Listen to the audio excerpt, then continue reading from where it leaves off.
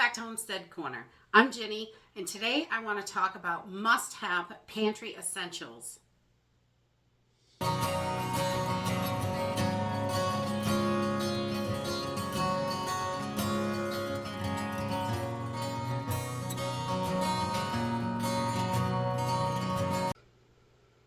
Today I thought we would go over some of the pantry essentials that I think are just absolutely so important to have in your pantry.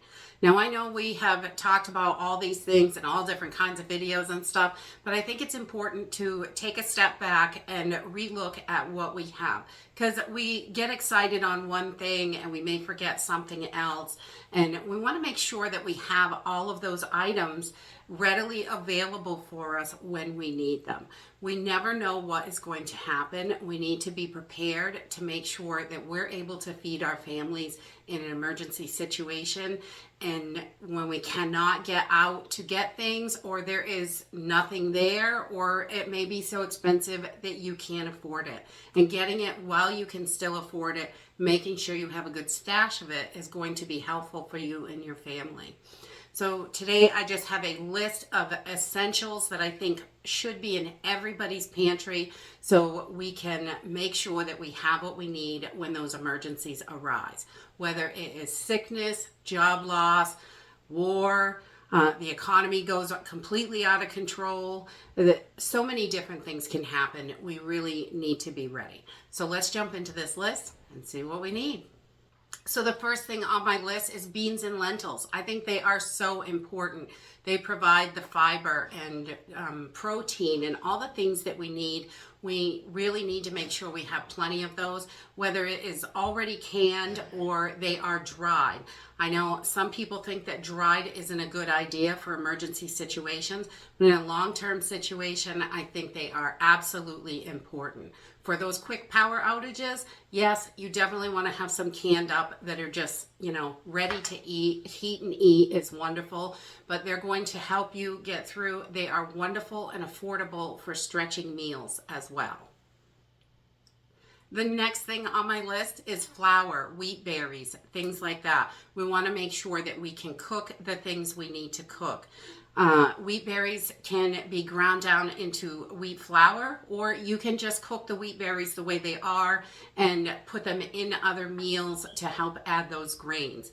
They are wonderful to have on the shelf. Your wheat berries are going to last for decades when they're stored properly, and your ground up flours that are already ground are not going to last as long, but if you vacuum seal them and keep them cool, dark, dry, and airtight, make sure you're not getting any bugs in there or anything, your flour is still going to last 5 to 10 years. We have been vacuum sealing flour for years and years, and I found a couple of really old containers from like 2015, and they were still perfectly good.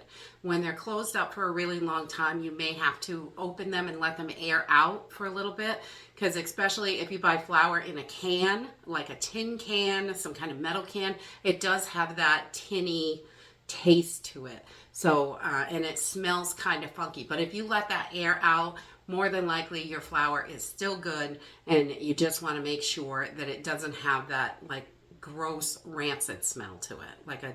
I don't know, I think it smells like dirty Play-Doh. The next thing on my list is sweeteners, whatever kind of sweetener that you use. Not everybody uses whole regular sugar or, honey, or I think honey is really important, and maple syrup. Those are two of my favorites for the pantry because those are not going to go bad. Honey is going to last and last. If it crystallizes, that's okay. Just put it in a warm, I bring a pot of water up to a boil and put my jar in there, not quite to a boil, but so it's steaming hot, and then shut it off. You don't want your honey to boil because it will destroy any of the enzymes that are in it that are so good for you. So, but you can just heat it up slowly. It takes quite a few times usually, but your honey is still good. It is not going to go bad if it crystallizes. And maple syrup is another one of those things, when stored properly, is going to last for decades and decades. It's not going to go bad. Maple syrup is wonderful. It's got a high enough sugar content in it that it really can't grow bacteria in there. The next thing on my list is salt. we want to have a wide variety of salt. We keep salts to cure meats with, like salt used to make jerky. We keep table salt because it's got that iodine in it. Not all of the other salts have that. We keep a good supply of pink Himalayan salt because that's what we cook with and eat with every day. And we also, sea salts, all the different kinds of salts. We keep a bunch of different kinds because you can use them for a ton of different purposes. And I like to even keep the real chunky salts because those salts are great. They're an abrasive. You can use them in all kinds of stuff to help with your body, cleaning. I clean my cast iron with a coarse salt, and it really works quite well to get that stuck on stuff off without wrecking the finish on the cast iron. The next thing on my list is yeast. We all need to be keeping yeast in our pantries. You can go with sourdough if your family likes that. Yeast will last a long time in the freezer. Just out on the shelf a year or so, and then it's going to go flat. But you can freeze your yeast to extend its life expectancy. It will last a lot longer in there. And you can make those sourdough starters and things like that.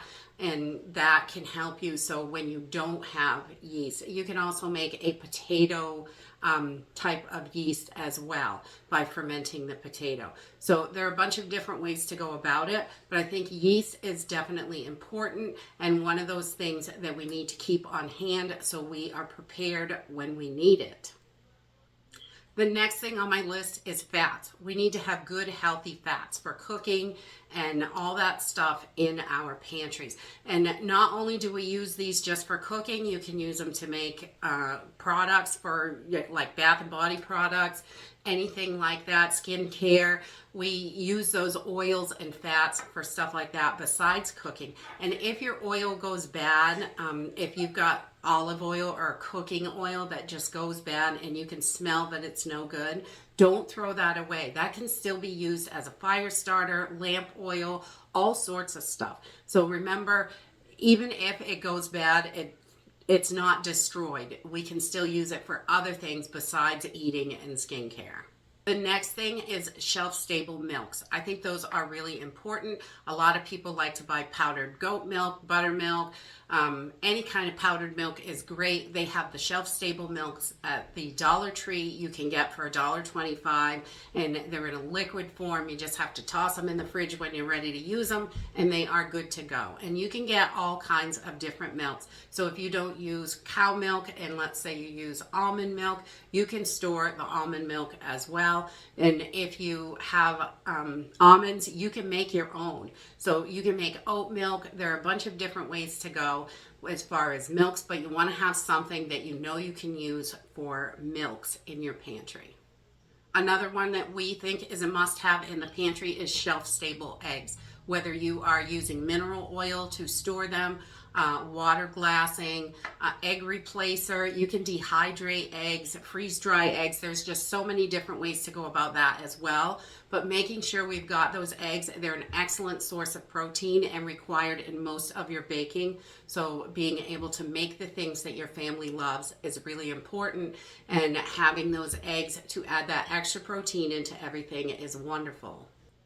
Baking powder is another must-have. If you do not have yeast or you run out of yeast, baking powder is great for those quick breads, muffins, things like that. So they're still going to rise up and do what they're supposed to do, but you don't need the yeast, and you can have that as well. You could store one or the other. If you prefer quick breads, you could do that. But I like to have both in the pantry. I think they're both equally as important, and because I use them for different things. The next essential that I think we must have is baking soda. Baking soda is a multi-purpose item. You can use it for your cooking, you can use it for cleaning, you can use it for bath and body care. There is so many different uses for it. Baking soda is wonderful. You can, adjust your pH with it. You can do all sorts of stuff. It's just a wonderful thing to have in your pantry. And I like to keep a good supply of it because there are so many different uses for it that we can use it in many, many different ways. So having enough of it is super important. And the last thing on my list that is an absolute must-have is rice, oats, those grains that we use all the time.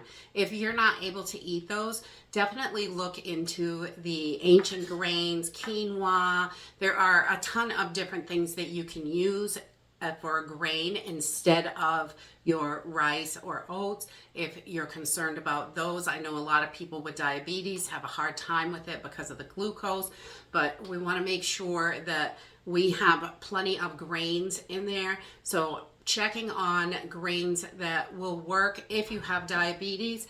You may want to check into quinoa. That one is really good, and it's a great replacement in just about every recipe I've ever tried. Instead of rice, you can use the quinoa, and it really makes a bunch of great dishes.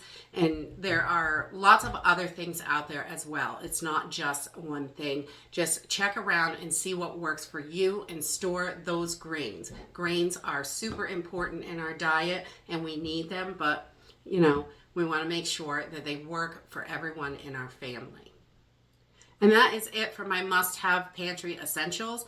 I think we should have as wide a variety as possible, but these items I think are so important to make sure we can still cook and eat and not starve, especially as things progressively get more and more expensive and it's harder and harder for all of us to make ends meet. So making sure we have a good supply can get us through those times when we can't afford it, we can't find it, or it's just not there. So making sure we can do that is so important. I would love to hear if any of you have any must-haves in your pantry that are not on this list. Please put them in the comments down below. It could really help trigger someone's memory and make them think about something that could be very helpful for their family. So if you could throw those in the comments, that would be wonderful, because that's what this channel is all about, is helping each other and how we can help each other be prepared for the different things that are happening around this country. And that's it for today. I hope you enjoyed this video, and I hope to see you next time. Bye!